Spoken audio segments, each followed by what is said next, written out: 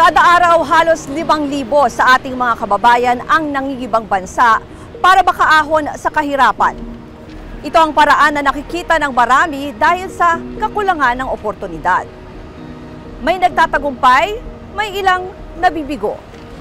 At isa sa mga peligrong kinakaharap ng mga nagbabalak maging overseas worker, mga illegal recruiters. Kung dati nagkukubli sila sa mga peke o hindi rehistradong recruitment agency, ngayon, lantaran na ang modus gamit ang social media. Ang mga biktima sa isang iglap, tuluyan ng pa rin sa hangin ang mumunting pangarap. Ako si Ruth Cabal, samahan niyo ako sa isang espesyal na pagtatanghal ng CNN Philippines. Paglipad ng pangarap, buhay, OFW.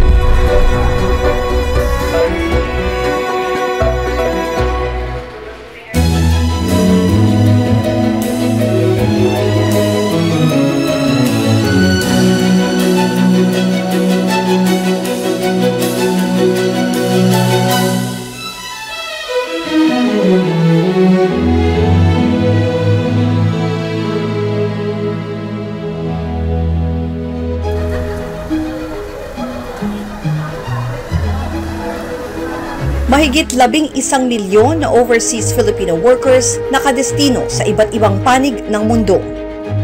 Karamihan sa kanila, domestic helpers, construction at factory workers. Halos 10% kontribusyon sa ating ekonomiya ng kanilang 197 billion pesos na remittances nitong 2022. Ngunit kapalit ng pinapangarap na mas magandang buhay, ang sakripisyong mawalay sa pamilya. Bagong bayani kung ituring, pero sapat nga ba ang pagpapahalaga at proteksyong ibinibigay sa kanila?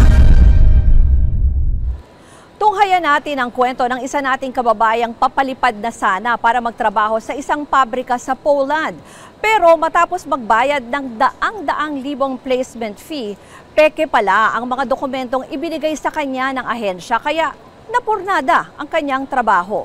Alamin natin ang kwento sa special report ng aming correspondent na si Tristan Nodalo.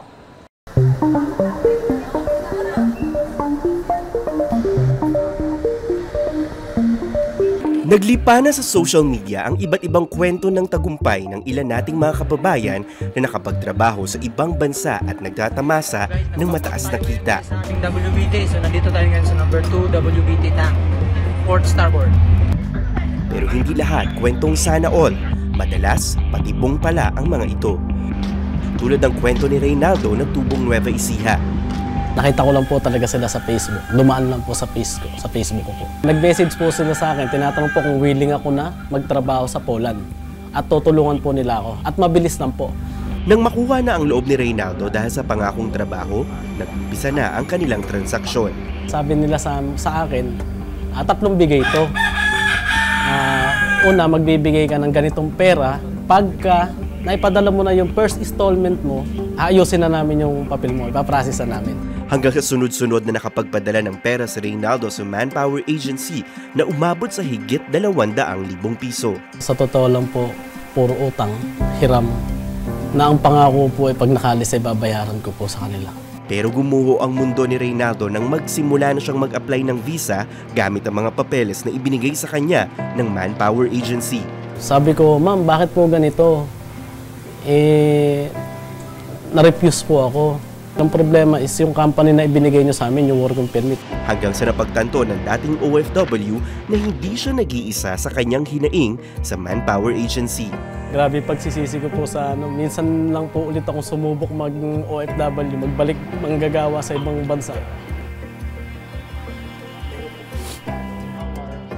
Maawa kayo sa mga tao na nabibiktima nyo dahil hindi nyo alam kung anong mga pinagdadaanan nila. Sinubukan ng CNN Philippines kunin ang pahayag ng Manpower Agency na nag-alok ng bogus na trabaho di umano kay Reynaldo.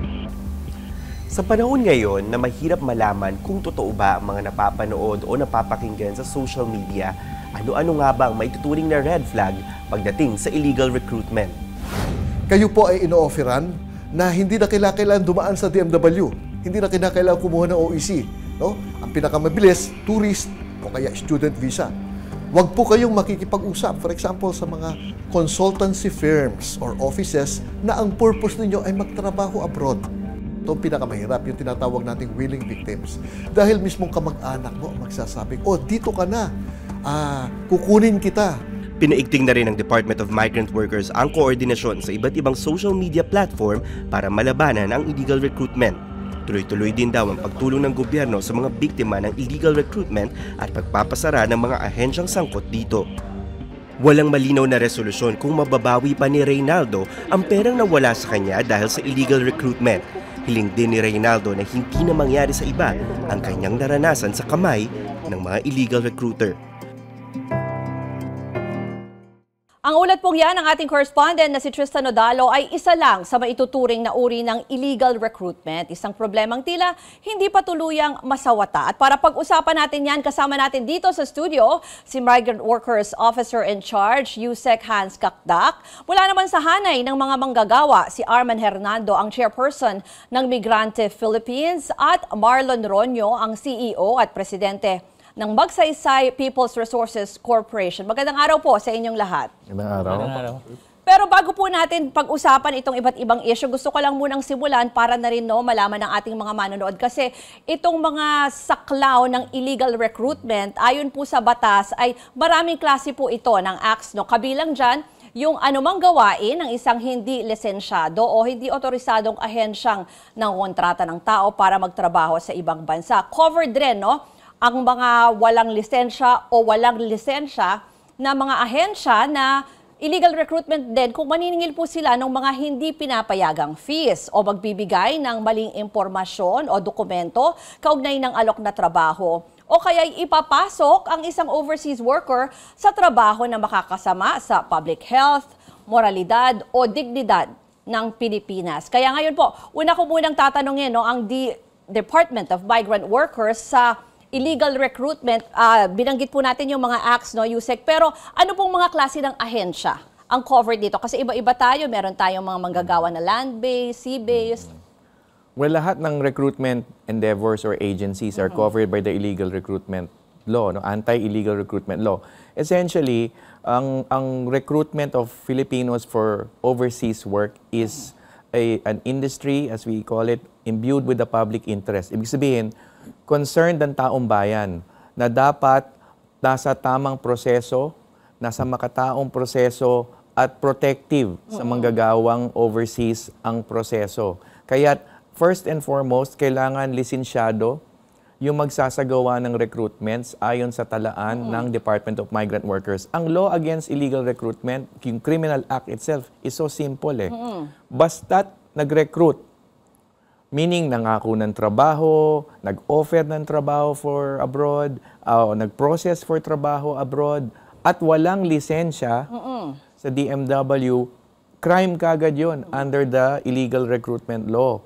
And the minimum penalty is 12 years imprisonment and a fine. So, up to life imprisonment kung tinatawag na large-scale o syndicated recruitment. Ibig sabihin, pang malawakang recruitment. 3 or more victims or 3 or more na perpetrators o salarin. So, napakasimple, napakapayak ng illegal recruitment laws. Ang giya lang natin sa taong bayan, siguraduhing lisensyado ang recruitment agency o ang recruiter na kausap. Yung binanggit ko rin kanina, minsan naman kahit licensed, may certain acts That's that right. can be punishable then. That's right. Okay, that's part 2 of the anti-illegal recruitment law, yung acts of illegal recruitment that may be committed by a licensed agency.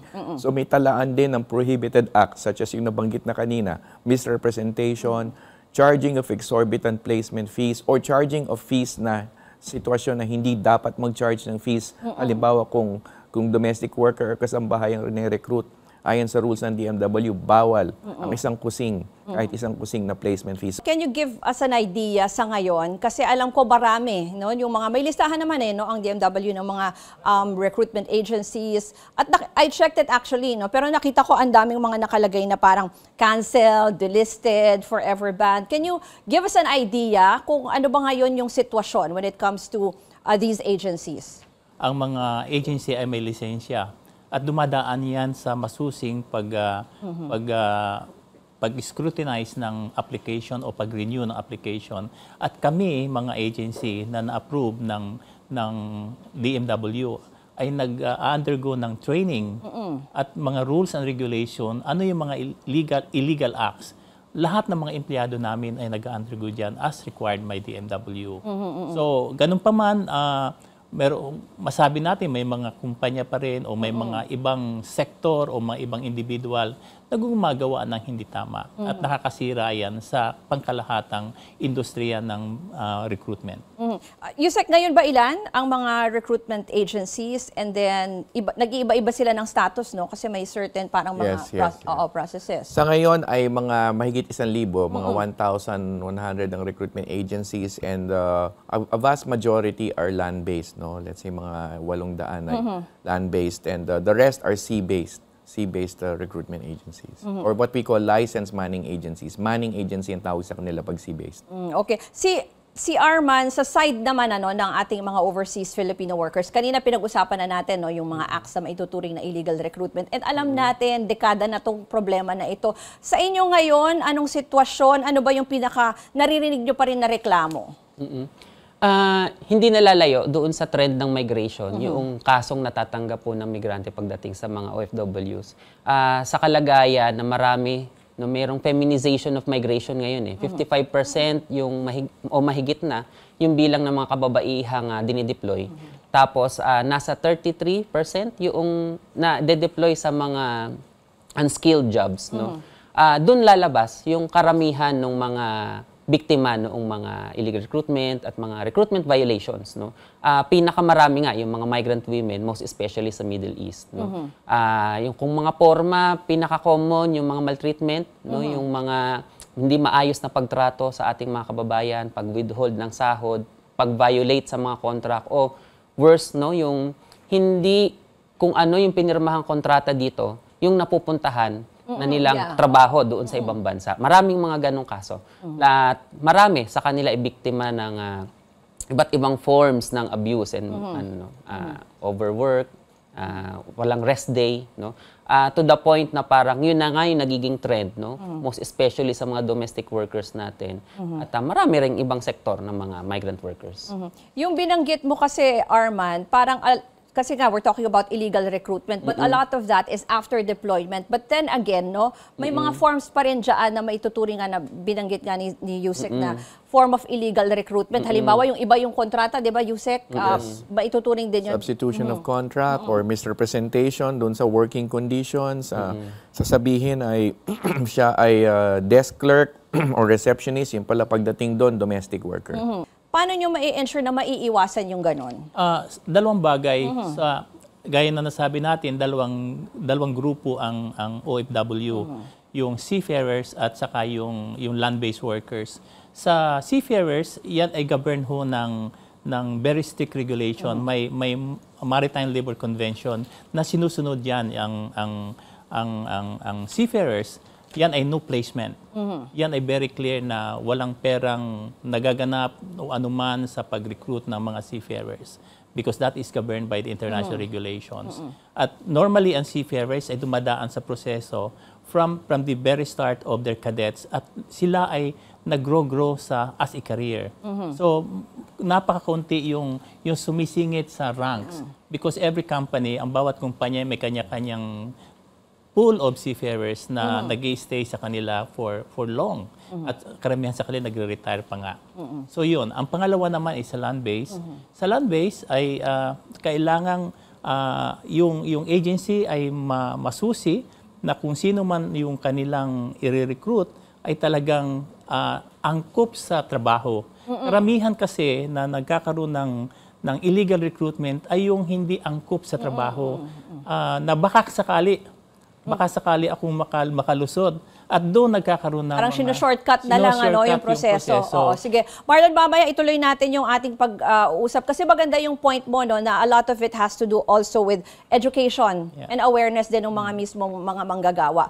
Dati-rati, mga nurse, physical therapists, oil refinery workers, at mga engineer ang in demand sa ibang bansa. Ngayon kaya, alamin natin sa pagbabalik ng Paglipad ng Pangarap, Buhay OFW, isang CNN Philippines special presentation.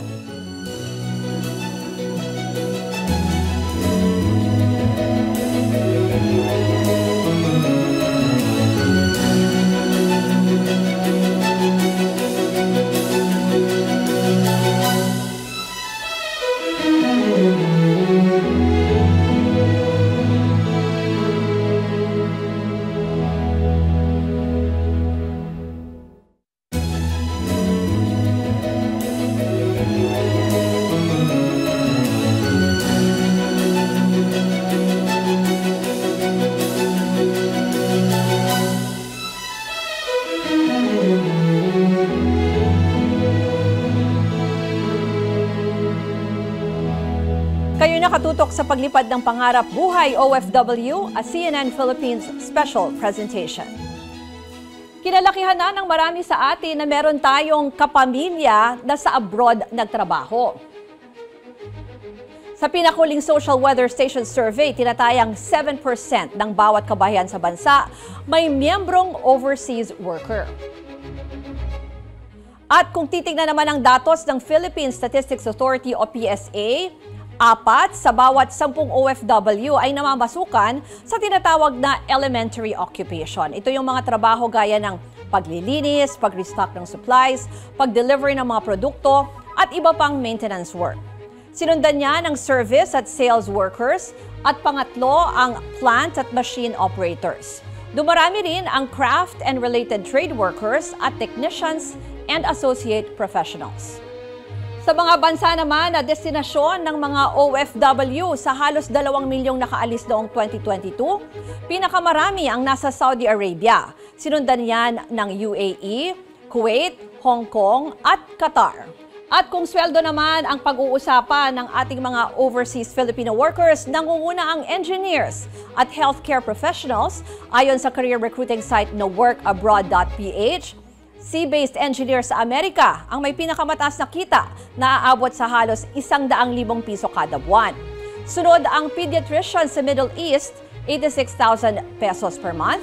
Habang ang nurse sa Amerika naman na may higit 5 taon ng karanasan, sumasahod ng 80,000 pesos kada buwan. Masasabing world-class ang kalidad ng mga manggagawang Pilipino. Kilala ang ating pagiging masipag, magaling at masakripisyo, at lalo pang naipamulat sa buong mundo ang sitwasyon ng ating mga overseas worker sa lente at panulat ni Saiza Cruz Bacani. Siya rin kasi halos 10 taong naging domestic helper sa Hong Kong. Pero ngayon, multi-awarded photographer at author na ang 36-year-old na si Saiza. Nagkaroon na nga ng resolusyon ng ating kamera bilang parangal sa kanya. Isa rin si Saiza sa itinanghal na 100 Women of the World 2015 ng BBC at Forbes 30 Under 30 Asia 2016. At makakausap natin ngayon mula sa New York sa Amerika, si Saiza Cruz Bacani. Saiza, magandang gabi na sa inyo dyan ngayon sa New York. Hi, magandang gabi sa inyong lahat. Salamat sa pag-imbita. Una muna, pakibigyan kami ng background, kasi ikaw mismo anak ka ng isang OFW at naging OFW ka rin. Ano yung naging buhay nyo noon? Well, galing kami sa isang mahirap na pamilya. Yung mother ko kailangan magtrabaho abroad at kailangan iwanan kami. I was actually 8 years old nung umalis si mama. So, I think maraming sakripisyo yung pinagdaanan, and I grew up really fast kasi 8 lang ako noon, tapos panganay, so kailangan ko mag-alaga ng mga kapatid, parang naging nanay nila ako. So napakahirap ng buhay namin noon. Tapos kailangan dumating yung point, binanggit mo na rin mismo, parang ikaw na yung nanay ng mga kapatid mo, pero iniwan mo rin pala sila kasi. O kailangan kong umalis by 19, sumunod ako kay mama sa Hong Kong kasi mag-aaral na yung mga kapatid ko noon so hindi na kaya na sweldo lang ni mama. So kailangan ko rin umalis. And it's very painful, but also parang feeling ko excited ako na umalis. Pero yung sinasabi mong very painful, parang ganyan kasi yung kwento ng mga pamilya na may mga overseas workers sa kanila. Yung kailangan yung sinabi mo rin na mag-sacrifice, iiwan yung pamilya. And then pagdating mo sa Hong Kong, siguro yung mga first few months mo doon, ano yung naging feeling mo na nasa ibang bansa ka at kailangan mo magtrabaho? Mahirap talaga yung family separation, no? Ang tagal-tagal ng parte ng migration yung family namin, yung alis, balik, pero hanggang ngayon masakit pa rin. And lalo na siguro sa mga nanay, yung sakit na naiiwan yung mga anak. Nung umalis ako, wala, alam mo yun, dalaga, wala naman akong anak na iiwan maliban sa mga kapatid ko. So parang excited ako. So yung first experience ko noon, excited ako kasi muli kong makakasama yung mother ko na umalis since I was 8. So parang feeling ko that time magkakananay ulit ako. So andun yung excitement. Of course, andun rin yung namimiss ko yung family ko sa Pilipinas, tsaka homesick kasi nakikita ko yung mga kaibigan ko doon sa Pilipinas na iba yung tinatahak na buhay, samantalang ako nasa Hong Kong, nagtatrabaho. Pero ang kakaiba dito sa storya mo, no, at yung parang magandang nangyari sa'yo yung pag-transition mo into being a photographer. Tapos ngayon, ang dami mo ng awards and also author. Paano napunta doon sa yung pagtahak, no, yung pagtahak ng path na yon, ano? Kasi I was reading some articles about you. Sabi mo, hindi mo pinlano yon, but it was also a way, something you did for your mother doon sa Hong Kong. Yeah, so siguro swerte kasi napakabait ng naging amo namin ni Mama sa Hong Kong, no? So nung dumating ako doon, dahil bata pa ako, in-advise niya ako na mag-aral ako kung ano man yung hilig ko. At nung time na yon, napansin ko si Mama hindi nag-holiday, hindi nag-day off. Hindi ko yun alam nung nasa Pilipinas pa ako. Pero nung punta na ako ng Hong Kong, doon ko nakita yung sakripisyo niya talaga na hindi siya nagde-day off kasi mas pinipili niyang mabayaran yung day off niya para mas marami siyang maipadala sa amin. So in a way, doon na ako nang hirap ng pera sa dati kong amo para makabili ako ng camera. At nag-picture-picture ako sa Hong Kong. I went out, took photos, and went back home and showed it to her. So in some ways, yun yung naging connection namin. Kasi ang hirap, di ba? Ang tagal naming malayo sa isa't isa. So hindi ko alam kung paano maging anak at nangangapa rin siya kung paano maging nanay. So yung photography yung naging connection namin together. Kasi nakakapasyal siya gamit ng mga litratong kinukuhanan ko sa Hong Kong. Nakakatuwa naman yun because eventually na-discover ka and also your pictures documenting overseas workers. At nagkaroon ka rin ng isang libro. It's very interesting na yung title ng yung libro ay We Are Like Air. Bakit yun ang naging title at anong gusto mong ipakita about overseas workers doon sa iyong libro? We are like air because ang mga migrante, no, mga OFW, para kaming mga hangin, napaka-importante, very much needed in a society to survive. But mostly hindi kami nakikita. Saka lang kami nakikita pag nagpapadala siguro kami. Alam mo yan, yung parang napakahalaga namin sa isang society, hindi lang sa Pilipinas, but the countries that we serve, the host countries that we serve, but our contributions are often unseen. So my book is not just about our sacrifices, no? It's about championing OFWs, seeing us as champions, especially the mothers. Kumbaga, kailangan din natin i-celebrate yung mga naitutulong nila sa mga pamilya. Hindi lang sa pamilya nila, kundi sa pamilyang pinagsisilbihan nila. And ngayon ay nandyan ka na sa New York. Sabi mo, base ka na dyan, ano? So, moving forward, ano yung nakikita mo na parang gusto mo sanang maging future ng mga pamilyang katulad mo, no? Hindi naman lahat parang happy ending, but eventually, anong gusto mong message para sa hinaharap yung, minsan may nabasa akong article mo about the pandemic, no? Na sinabi mo na parang, now the story is about you, is about your future. So, anong nakikita mo? Anong gusto mong mensahe for the future? Ang lagi kong sinasabi sa mga nakakasalamuha kong OFWs, be your own hero. Kailangan mahalin natin ang sarili para magtuloy-tuloy yung pagmamahal natin sa mga pamilya natin. Huwag nating ubusin lahat. Kailangan mahalin talaga natin, magpahinga tayo para sa ating mga sarili. Kumbaga, we have to be our own heroes para makita rin ang contribution natin. We have to celebrate ourselves. Kumbaga, rest is an act of resistance, no? Magpahinga kung napapagod. At yung mensahe ko naman para sa mga anak, kumustahin natin yung mga nanay.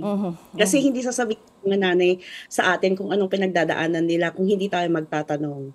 At kung ano man yung pangarap nila para sa atin, sana maabot natin yun. Kasi they're paving the way for us to dream. Napakaganda ng iyong mensahe. Maraming salamat sa iyo, Saiza Cruz Bacani. Thank you. Salamat. Thank you so much. Hindi lang pag-unlad ng sariling pamilya ang nagagawa ng mga OFW, malaki ang ambag nila sa ating ekonomiya. Noong 2022, umabot sa 36.1 billion US dollars o katumbas na 2.1 trillion pesos ang kabuang remittance ng mga OFW, record high na naitalayan. Dahil dyan sa buong mundo, pang-apat ang Pilipinas na may pinakamalaking halaga ng migrant remittance inflows o yung perang pinadadala ng overseas workers. Umabot ito sa 8.9% ng gross domestic product o GDP ng bansa noong 2022. Ang GDP po ang panukat sa halaga ng mga produkto at serbisyo sa isang bansa sa loob ng isang panahon. Bago tayo mag-break, panoorin natin ang overseas Filipino workers in their TikTokerist era, ika nga. Pero di lang ang kanilang dance craze ang patok. Sinusundan na rin kasi ang mga paandar nila sa social media habang nagtatrabaho mula sa mga seaman hanggang sa mga guro. Panoorin natin to. So good morning! Dito na kami ngayon sa Ancoraje at saka yung job order namin is mag-kuskus.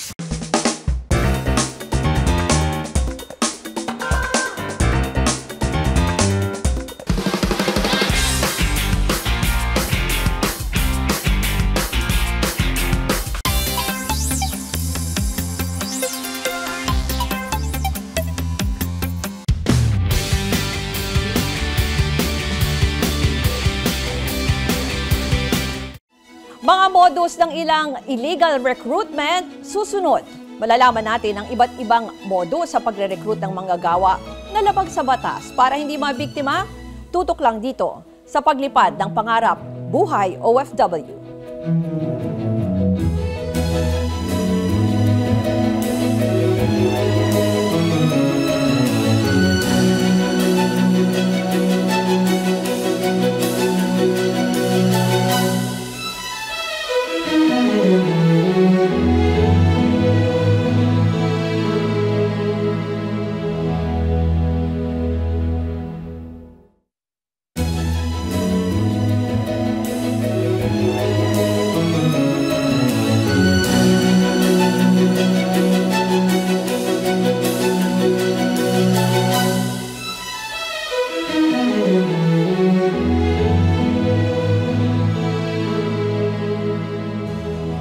Kayo'y nakatutok pa rin sa paglipad ng pangarap Buhay OFW, isang CNN Philippines special presentation.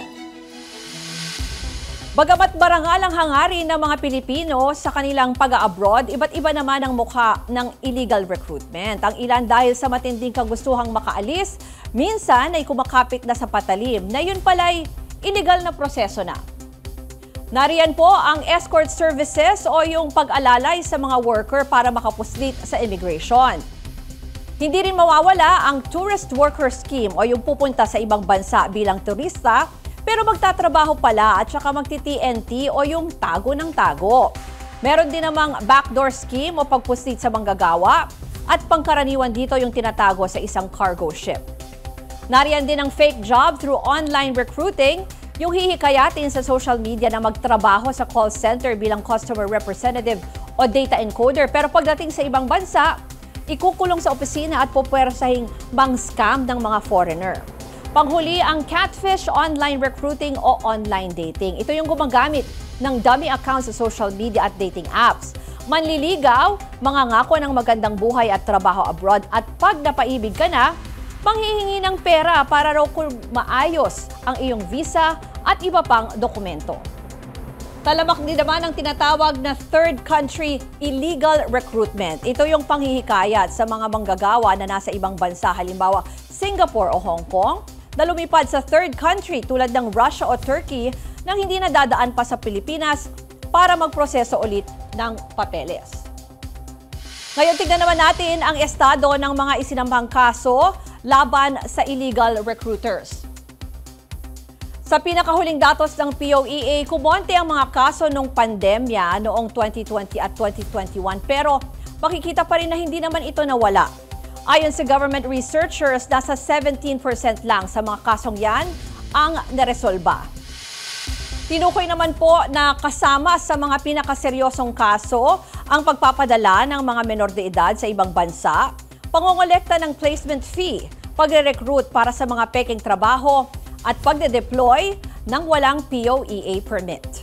Nitong mga nakaraang buwan, may ilang operasyon ng gobyerno laban sa mga illegal recruiter. Isa rito noong November 24, sinalakay ng mga operatiba kasama ang mga opisyal ng Migrant Workers Department ang isang recruitment agency sa Pasay City. Kwento ng mga nabiktima, hiningan sila ng ahensya ng mahigit 200,000 piso para maproseso ang kanilang mga dokumento para makapagtrabaho sa Poland. Ang iba, nangutang pa raw ng pinambayad sa pag-asang makakalipad sila agad. Bakit nga ba nakakalusot ang mga ganitong modus? Unahin po muna natin ang Migrant Workers Department. Yung naging operation po dyan, Yusek, karaniwan po ba yan na parang ganyan pa rin yung mga sinasabi ng mga ahensya, no, na pangako? Yes, at ang latest trend talaga sa illegal recruitment na dapat iwasan ng kababayan natin, ang gusto ko itawag dito yung pagwapo o paganda o pasilaw effect, no? Tatawagin nila yung sarili nila na consultancy service or immigration service, no? Kunyari magpapayo lang paano mag-abroad, paano magpunta sa Canada, sa Poland o saan pa man. Pero sisingitan ng job offer, walang lisensya mula sa DMW. Kailangan balik-balikan talaga yung basic concept na kailangan may lisensya sa DMW bago mag-recruit para sa trabaho sa abroad. So, pasilaw effect, papakitaan ng mga litrato ng mga bansang magaganda o bulubundukin o ano paman. Pero yung pala ay pinapain na sa hindi magandang trabaho o di kaya sa panloloko. And then of course, pangalawa yung nabanggit nyo, Ms. Ruth, nagmamadaling bayaran. Mabayaran yung recruiter. Dali na, magbayad ka na. 50, 40, 100,000, magkano man yan. Dahil paalis na yung eroplano o sayang yung opportunity, no? At of course, ang pinakakagat pa ay tourist arrangement. Ito, pinakamahalaga. Siguraduhin work visa o work arrangement yung pupuntahan. May kontratang dumaan sa DMW. Kasi kung turista lang, libreng plane ticket nga, pero tourist visa, o kaya visa free, di ba, within ASEAN, visa free, o kaya Hong Kong, visa free. Kung diyan ka pakakagatin, walang kailangan na visa, ay yan ang isang style ng illegal recruiter. Minsan pa libre yung ticket kaya talagang kakagatin ng biktima. Arman, yung mga ganitong binanggit ni Yusek, marami rin kayong na-experience sa inyong mga miyembro na ganito. Tsaka umaabot ba sa point na talagang formally nakakapagreklamo sila o yung iba kasi baka mamaya ayaw na ma-hassle? Yung tawag namin yan, yung mga pre-deployment problems ng mga OFWs na sa process pala ng pag-apply. Actually, meron kaming Know Your Rights orientation sa kanila. Tinitignan namin ano yung mga red flags. Kapag makikita natin na ito ba illegit o meron talagang scamming na ginagawa.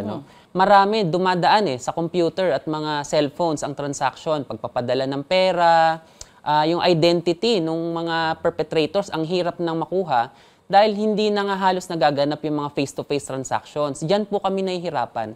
Kasi maraming mga kababayan natin, lalo yung mga nasa probinsya, dahil dito sa complexity ng recruitment, syempre yung trends nga, nahirapan silang i-identify. Ito ba illegal recruitment? Ito ba illegal? Diyan papasok nga yung binabanggit ng mga kapatid natin sa iba't ibang sektor na awareness sa ating mga kababayan. At syempre, pagka ikaw ay nabiktima, yung ease of access doon sa justice system natin. Paano nila makukuha yung tamang remedy, yung paggamit o pagkuha ng mga binayaran nila, at pagpapanagot doon sa mga perpetrators. Ang problema, kaya din laganap yung illegal recruitment ay kailangan talagang aralin ng gobyerno natin paano systematically masasawata itong mga illegal recruiters at very systematic at very underground yung kanilang operations. At dadagdag pa yung online online promotion, online modus. Paano nyo rin tutulungan ng iba't ibang ahensya? Ang ginawa po namin, una po, kami ay no placement agency.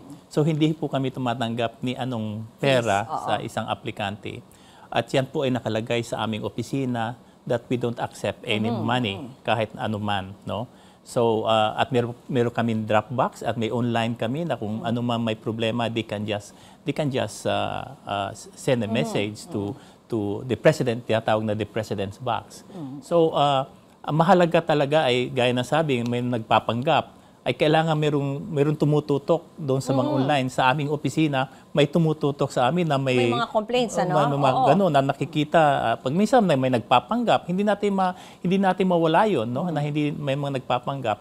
Ngayon, yung katanungan mo kung how do we police our ranks. So, meron kaming association din na yung ng mga land-based recruitment agencies na tinatawag na PASEI. At yun ay kami ay nagpupulong-pulong kung paano ma-avoid o ma-stop itong illegal recruitment.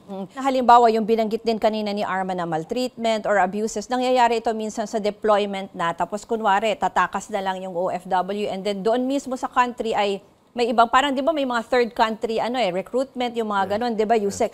Pero kasi 'di ba the law also specifies na yung mga agency should report a quarterly report or nagagawa po ba yung ganun? Kasi dapat sa deployment nakikita mo yung mga workers. Yes. Lalo na sa mga kasambahay na OFWs, obligasyon ng isang recruitment agency mag-report quarterly. Meron kaming electronic monitoring system which is called OMS, Overseas Workers Monitoring System. At yung system namin triggers an alert kapag hindi nakapagbigay ng ulat. Yung recruitment agency pinapadala ng notice at sinususpinde kung meron siyang violation ng quarterly reporting requirement. Napakahalaga nito lalo na sa domestic workers kasi kailangan natin malaman dahil nasa bahay sila ng employer nagtatrabaho. Kailangan natin malaman yung kanilang well-being, no? So that kasama rin ito do sa educational information system that you mentioned kanina, Ruth, na kailangan talaga before the workers leave, alam nila yung reportorial requirement para sila naman ay mag-uulat sa kanilang recruitment agency at sa pamahalaan. Mamaya ay pag-usapan pa natin yung mga ibang reforma na nais isulong ng pamahalaan at ng iba't ibang ahensya. Sipag, katatagan at gininto ang puso, yan ang naging puhunan ng ilan nating kababayan para magtagumpay sa ibang bansa. Tunghayan ang kwento sa pagbabalik ng paglipad ng pangarap, buhay, OFW, isang CNN Philippines special presentation.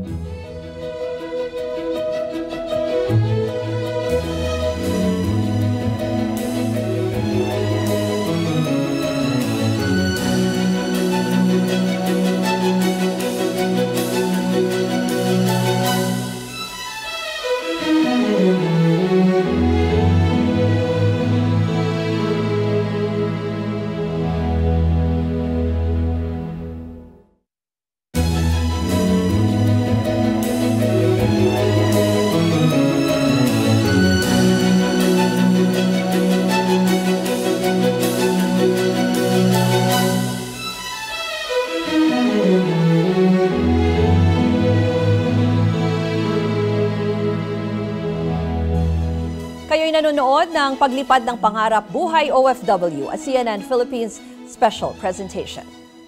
Sa gitna ng mga kwento ng illegal recruitment, pang-aabuso at pagkawatak-watak ng pamilya ng mga overseas Filipino worker, napakarami pa rin namang nakaka-inspire na storya ng tagumpay.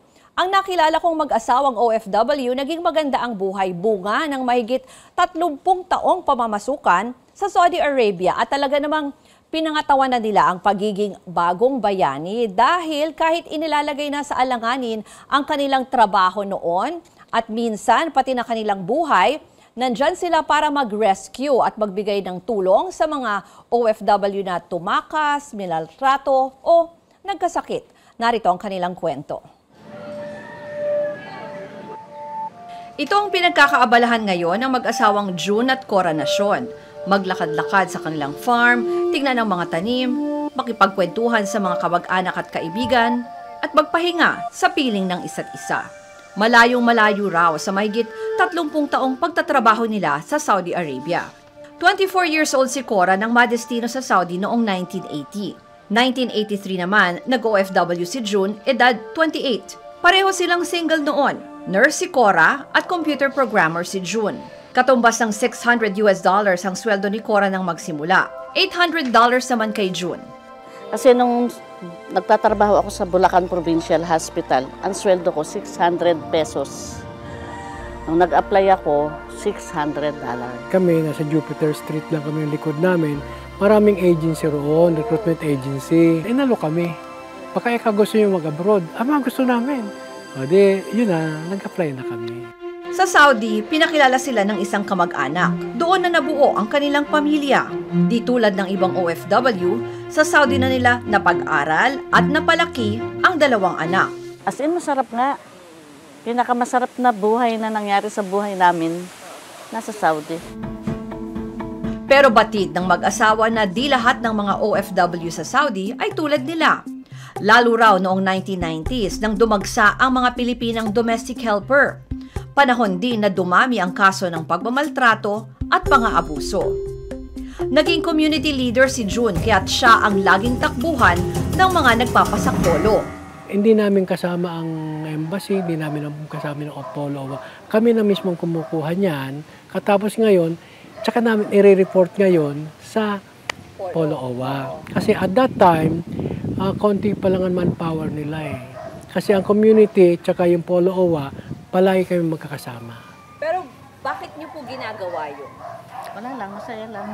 Kahit nandito ako sa Pilipinas, trabaho ko na yan, tumulong. Ilang beses halos malagay pa sa alanganin ang buhay nina June at Cora para lang mailigtas ang isang kababayan. Hiniram ko pa nung yung black dress na abaya.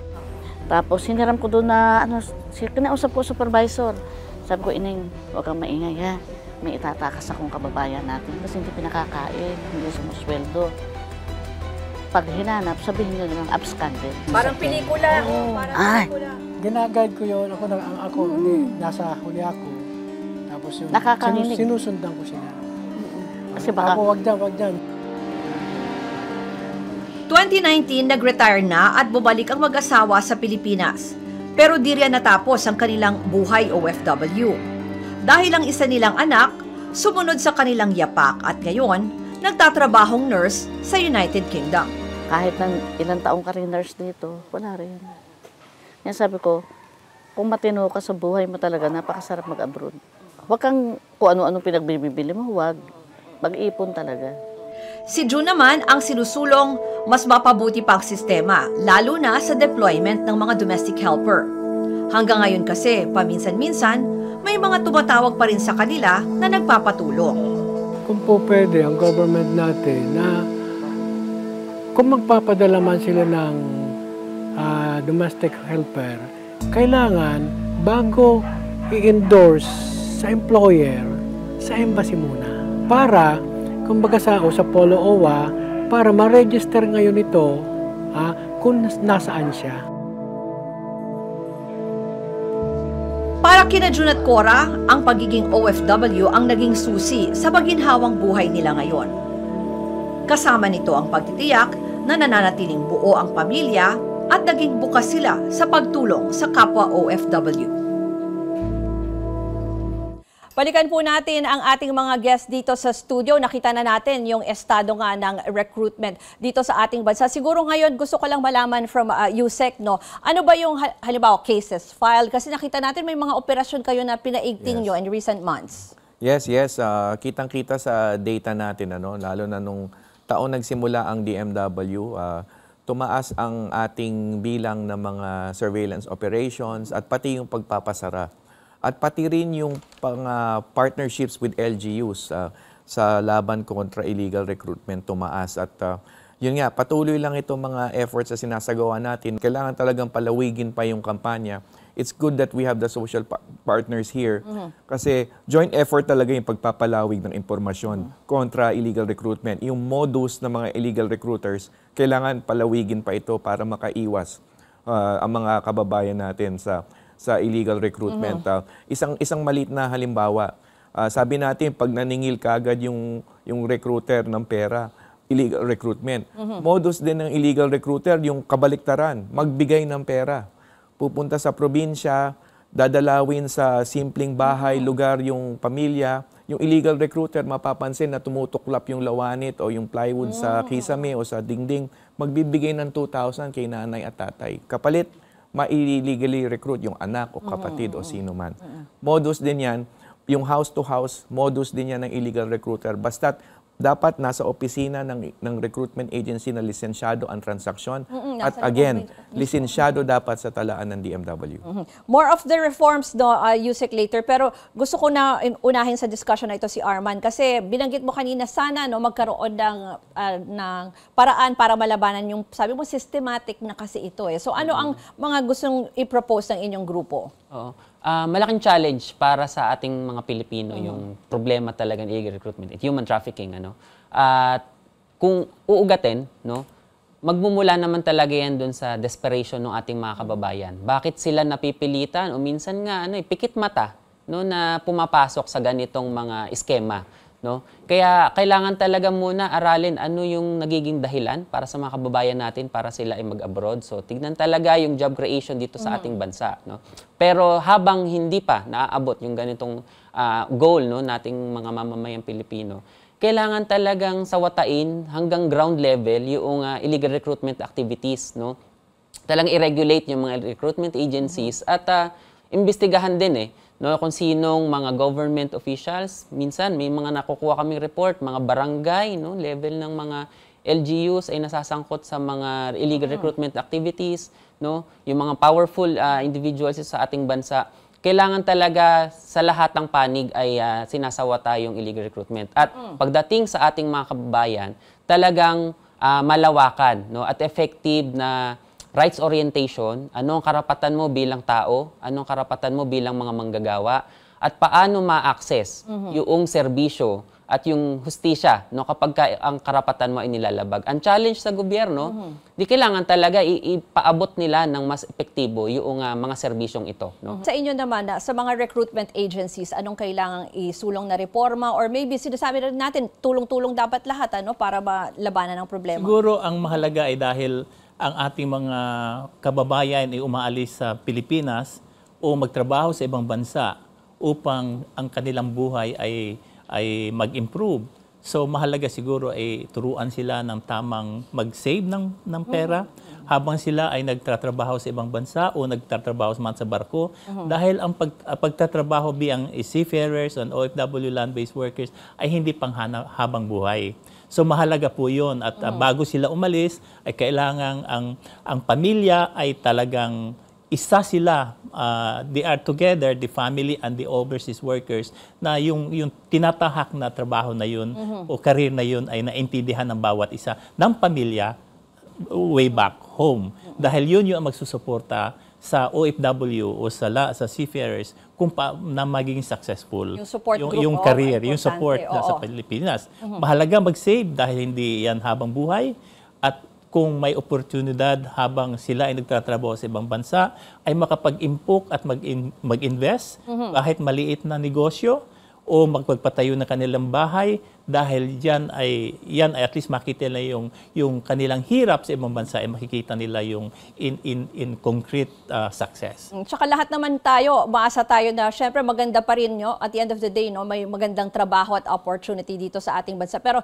Yusek, yun nga, nandito na tayo sa ganitong sitwasyon. Ano ba ang priority in terms of reform na isusulong ng DMW? Una yung itinalagang action fund sa batas. It's a 1.2 billion fund for 2023. It will be increased to up to at least 1.7 billion in 2024. Ito yung binabanggit ni Arman kanina na legal assistance. Kasama ditong humanitarian and medical assistance. Dahil dito, meron tayo ngayon mga 18 legal retainerships na napirmahan na with lawyers that we hired abroad. Kailangan pairalin pa ito. Yung convictions on the illegal recruitment side, kailangan tumaas. On average, nakaka-8 hanggang 10 tayong convictions per year. That has to be increased also. In partnership with the DOJ and the Bureau of Immigration, may role din sa pagsawata ng nagtatangkang lumabas na walang papeles for abroad. And then the second, yung reforma yung nabanggit kanina, yung sa kapakanan ng pamilya at mga anak ng OFWs. Si Admin Arnel Ignacio nagpapairal ngayon ng Children's Circle Program kung saan complete na paghubog sa isang OFW child ang ninanais natin. May values orientation, merong arts and recreation development, merong sports and recreation na development, and then financial literacy, binanggit kanina ni Marlon. Dapat mga OFW children bahagi sa pag-iimpok. And of course, on top of all of that, yung mental wellness programs natin, may mental health helpline, kung saan in partnership with the OFW Hospital at OWA ay nagpapairal tayo ngayon ng mental health or wellness campaign for OFW families. Maganda po ang ating diskusyon. Maraming salamat sa ating mga nakasama dito sa studio. Bawat isa po sa atin naghahangad ng maginhawang buhay. Pero ang pag-abot sa ating mga pangarap may kaakibat dapat na pag-iingat. Dahil sa huli, kung mapoprotektahan natin ang ating sarili sa tulong na rin ng gobyerno at iba't ibang ahensya, hindi lang tayo ang masasalba. Matitiyak din itong buo at may maayos at masaganang buhay ang ating pamilya. Ako po si Ruth Cabal at ito ang Paglipad ng Pangarap, Buhay OFW.